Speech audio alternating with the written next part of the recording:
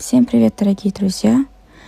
Вот так мы каждый раз подготавливаемся к началу спектакля, проверяем реквизиты, все ли на своих местах. Это наши гости, наш худрук встречает их, усаживает. Вот. Сережа сейчас свет проверяет, все ли работает, все ли на месте.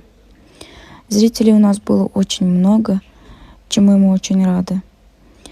И потихоньку, когда все уже сели, мы начинаем наш дипломный спектакль «Муму». Начинаем прогул третьего курса, туркменская студия «Муму» по мотивам рассказа Тургенева «Муму».